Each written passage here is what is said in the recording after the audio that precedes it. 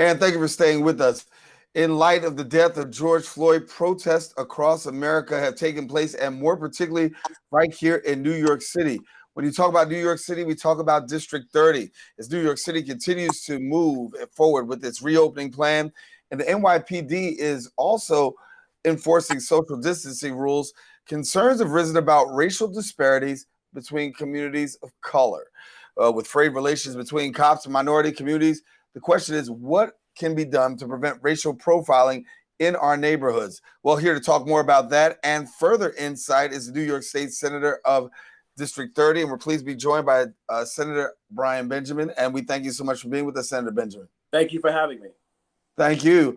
So let's get right at it for a moment. A lot of people are concerned when you talk about social distancing and enforcement. You look in communities, particularly Jewish communities, Orthodox Jewish communities, you see little to no enforcement whatsoever, and clearly violating the law.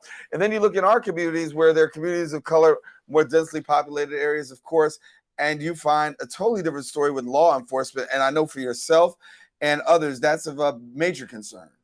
No question. And I think one of the things that I have been a big champion of, and a number of my colleagues, has been to say we need to, first of all, have one social distancing plan across the city. Number two, the police should not be the entity that is enforcing social distancing. We should be working much more aggressively with our cure violence groups that have a track record and trust in the community.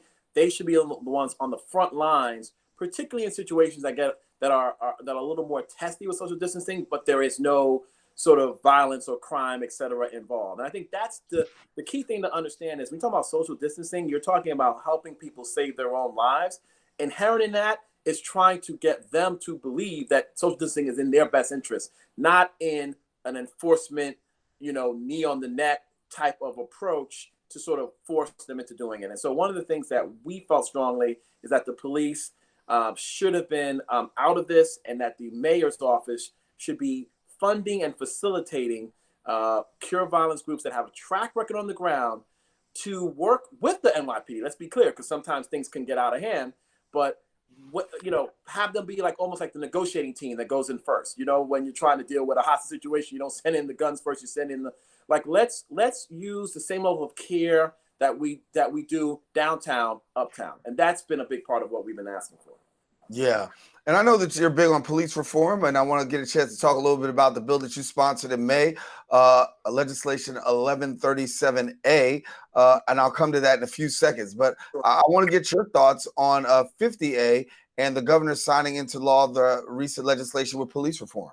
No doubt about it. So the key about 50A is that what repealing 50A basically allows is that disciplinary records of police can now be made public. There is no secrecy that can pertain for any police officer.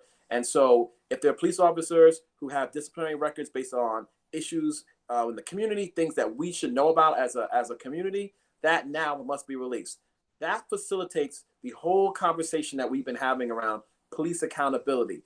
If you want to get to a place where we can start having trust in the police, it has to start with accountability. If a police officer does something wrong, we need to know about it. If a police officer does something right, we need to know about it. It's not just negative, it's also the positive. There are good police officers who should want these kinds of accountability metrics because that makes their life easier, because we are able to say, you know what, these people are the problem, as opposed to now, because of this wall of secrecy, we can say all police are the problem, which is not, in my view, the ideal structure. The ideal structure is let's get the bad cops out, let's keep the good ones in, and let's keep our community safe.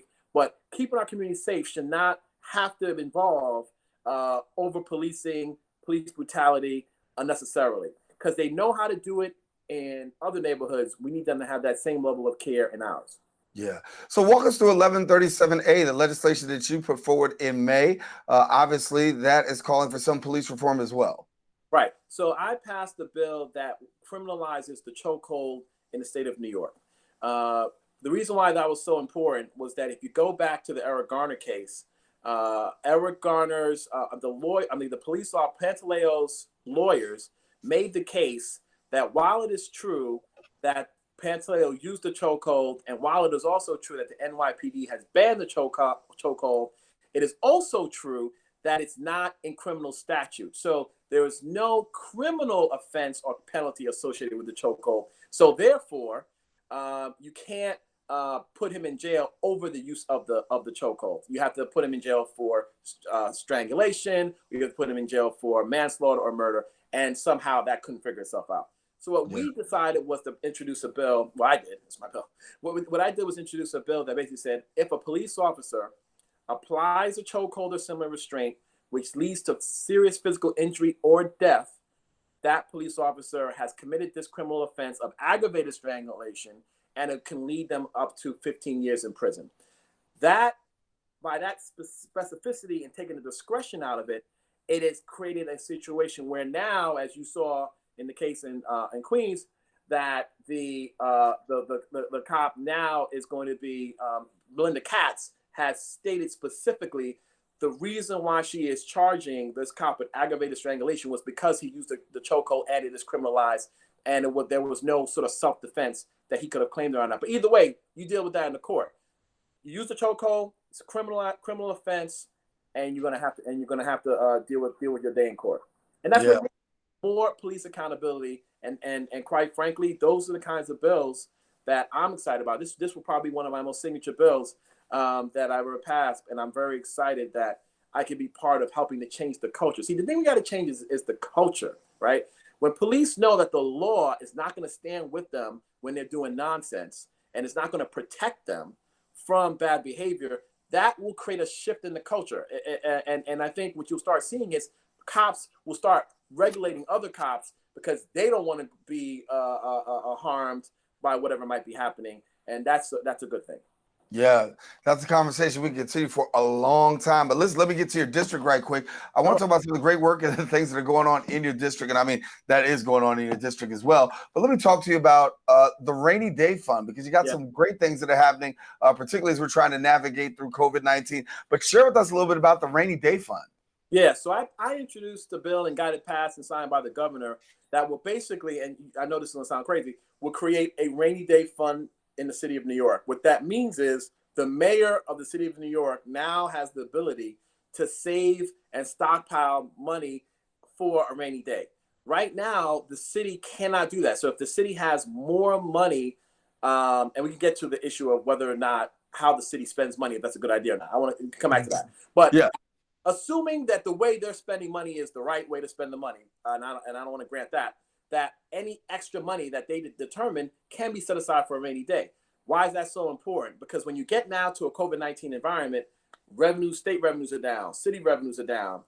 The same people who you would need to go to help deal with the revenue shortfalls are the same people hurting because there's a crisis. So you need to save money in the good times so that when you get to this time, you don't have to make as many cuts to important social spending that a city needs to do. And quite frankly, also to reinvest in helping to reinvigorate the economy. Because as you know, we have to spend a lot of money, COVID-related money, because of the crisis. So you got to spend more money for the crisis, but you're losing money. And so this bill will allow that to happen. The next mayor, I'm sure, is going to love it. But it's something that I wanted to do this in this time because when you're feeling the pain of not having a rainy day fund, that's the time to do it. In the good times, no one's going to want to do a rainy day fund in the good times because it's the good times. We're talking about a rainy day fund for. But in the bad times, you're like, you know what? We probably should have had this rainy day fund. We would have had more options for our community. So that was something that I'm glad we did. It's a forward planning bill. We a lot of times we do bills that are reactive. This was a forward planning bill. We need to do more forward planning bills to help make help us deal with problems in the future with having some preparation in advance. So that's the thought there. Yeah. I want to get a chance. I got a couple of minutes left with you, but I want to get a chance to talk to you about recovering from coronavirus, the coronavirus pandemic, as we are coming out into reopening phases. Talk to me about how your district is faring in this reopening. Yeah. So, myself and the borough president, Gail Brewer, we were just Saturday walking up and down 8th Avenue, talking to some of our local barbershops that have just reopened. And, it's been tough for some of our folks. And, when you're communities of color, you typically don't have all of the money,